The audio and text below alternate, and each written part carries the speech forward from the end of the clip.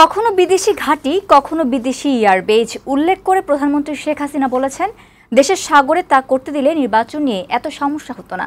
সন্ধ্যায় গণভবনে 14 দলের বৈঠকে আওয়ামী লীগ সভানেত্রী আরও বলেন, চট্টগ্রাম ও মিয়ানমারের একাংশ নিয়ে একটি খ্রিস্টান রাষ্ট্র গড়ার ষড়যন্ত্র আছে।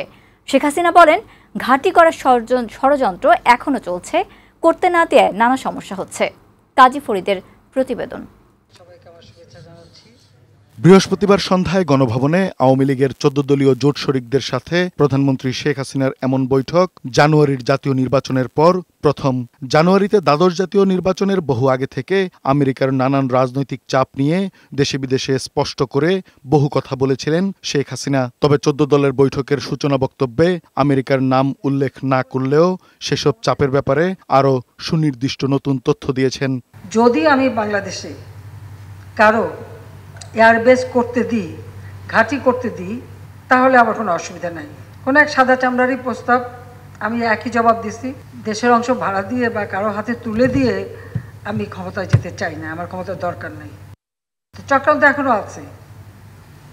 ইস্ট তিমোরের মতো বাংলাদেশেরও একটা অংশ নিয়ে, তারপরে চিটাগাং, মিয়ানমার, এখানে একটা খ্রিস্টান স্টেট বানাবে, বে অফ বেঙ্গলে একটা ঘাঁটি করবে, এয়ারবেস করে কার উপর হামলা করবে। যদি একটা দেশকে দেখানো হয়, কিন্তু সেটা তো না, আমি তো জানি আরও কোথায় যাবে। যে কারণে আমাদের কিছু সমস্যা সবসময় পড়তে হবে, আমি জানি, কিন্তু আমি ওটা পাত্তা দিই না, সোজা কথা। প্রধানমন্ত্রী শেখ হাসিনা বিদেশে বসে একদল বাংলাদেশির ষড়যন্ত্রের ব্যাপারেও হুঁশিয়ারি দেন।